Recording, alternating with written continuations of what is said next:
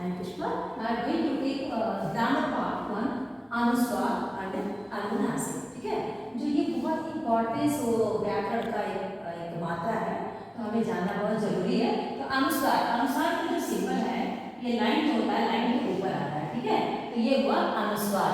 जैसे कि ये बिंदी, तो ये बिंदी और एक लाइन है जिसका नाम ग्रामेटिकल जो उसका नेम है अनुस्वार.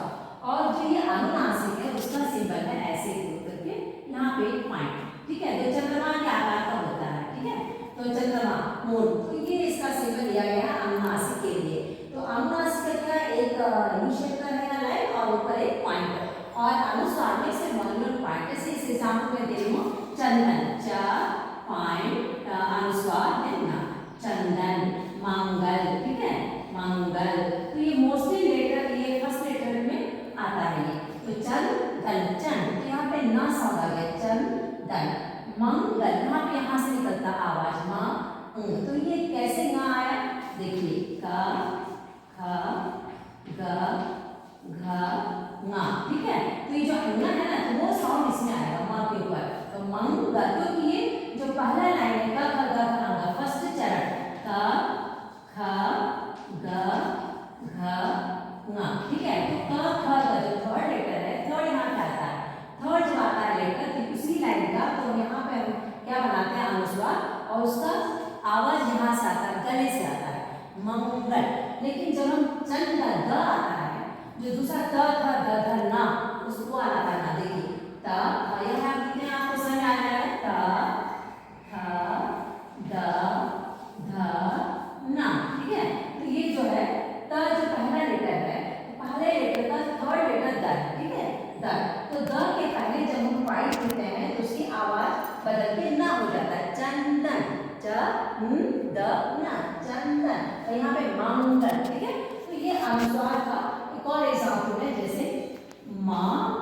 लेकिन यहाँ पे ये देखिए, ये जो में है इसे क्या पढ़ेंगे, में, जो कि नेसल साउंड, नासिका, हिंदी में बोलते हैं नासिका, नेसल साउंड. तो ये नेसल साउंड ये अनुस्वार नहीं है. अब देखिए, ये अनुस्वार के एग्जाम्पल मैंने बताया पॉइंट, और ये अनुनासिक. अनुनासिक का अब देखिए बताते हैं, च इंद्र मा दे चंद्र बिंदु. ठीक है, चंद्रमा, माँ जो कि यहाँ से आता है, तो माँ. तो जब ये चंद्र बिंदु हुआ, तो ये हमेशा चंद्र बिंदु ये अक्षर के बीच में भी आ सकता है, पहले भी आ सकता है, लास्ट में भी आ सकता है. जैसे चंद्रमा लास्ट में हुआ और पहले अक्षर में माँ आता. ओके, तो माँ पहले लेटर में भी माँ आता है. तो इसमें जो ये अनुनासिक है, इसको क्यों अनुनासिक बनाते हैं, तो ये बहुत इंपॉर्टेंस हम देते हैं. और किस समय चंद्रमा एक ही है, माँ माँ कितनी ग्रेट है, महान है. तो ऐसे वर्ड के लिए हम अनुनासिक ही लगाएंगे, और उसके लिए अनुस्वार, ये अनुस्वार नहीं लगाना चाहिए. अब आप पूछ सकते हैं, कैन आस्क द क्वेश्चन, जैसे कि माँ है. ठीक है, माँ के ऊपर में, तो ये जो है बताइए, ये अनुस्वार है या अनुनासिक, बोलिए. ये अनुस्वार है या अनुनासिक, अनुस्वार नहीं, ये अनुस्वार नहीं है. जबकि ये देखिए, मैंने कहा पॉइंट हुआ तो अनुस्वार, लेकिन वो लाइन, ये सिंबल, ये लाइन के ऊपर आएगा तो अनुस्वार. अगर लाइन के ऊपर नहीं आया तो अनुस्वार नहीं है, उसे हम बोलते हैं अनुनासिक.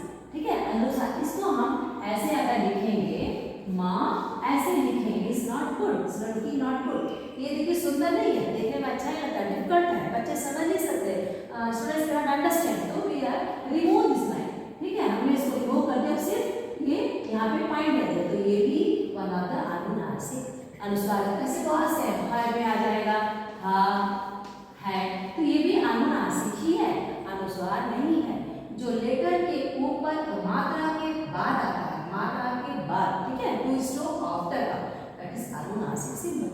और ये अनुस्वार इसको नहीं बोलेंगे, लेकिन यहाँ पे लाइन नहीं है, फिर भी ये अनुनासिक ही है. ठीक है, और अनुस्वार में ये है.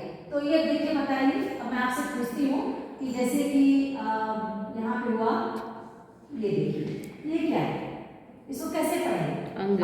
हाँ, तो ये क्या अनुस्वार ही है, क्योंकि लेटर ये देखिए लाइन है, लाइन के ऊपर राउंड. तो ये एक पॉइंट हो गया, बिंदी. इसको हिंदी बोलते हैं बिंदी. तो ये आपके ऊपर बिंदी आया तो लाइन के ऊपर आता है अनुस्वार.